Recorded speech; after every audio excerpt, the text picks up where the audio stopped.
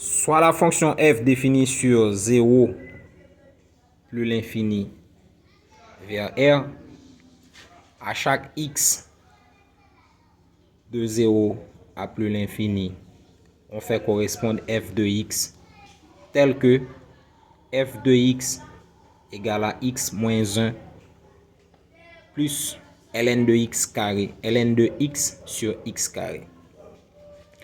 On demande de trouver la limite de f lorsque x tend vers 0 plus et la limite de f lorsque x tend vers plus l'infini. La limite de f lorsque x tend vers 0 plus est égale à la limite de x moins 1 plus ln de x sur x carré lorsque x tend vers 0 plus.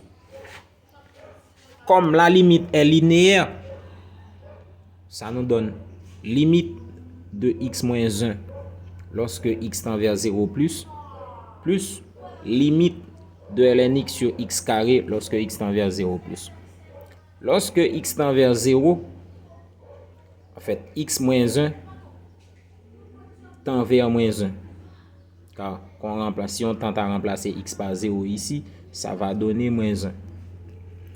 Et pour cette partie, par prépondérance classique, puisque x varie beaucoup plus vite que ln, lorsqu'il s'agit de calculer la limite aux bornes de définition d'une fonction logarithmique, eh bien, ln s'arrête et laisse 1 sur x carré varie.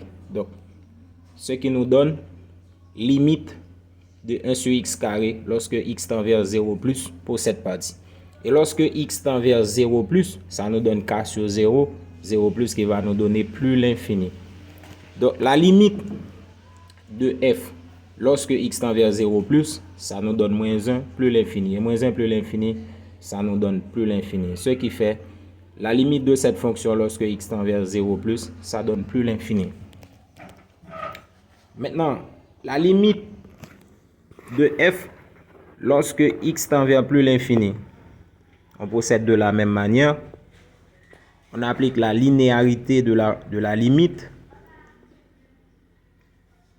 Ça nous donne limite de x moins 1 lorsque x tend vers plus l'infini plus limite de ln x sur x carré lorsque x tend vers plus l'infini.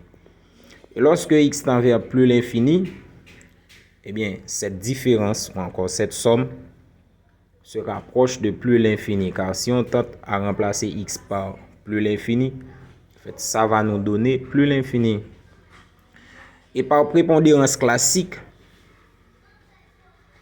pour ln de x sur x carré, ln s'arrête et laisse 1 sur x carré porte la limite en plus l'infini. Et on sait que k sur infini, ça nous donne 0. Et donc, la limite de f lorsque x tend vers plus l'infini, ça nous donne plus l'infini plus 0, ce qui donne plus l'infini. Donc, la limite de f lorsque x tend vers plus l'infini, ça donne plus l'infini.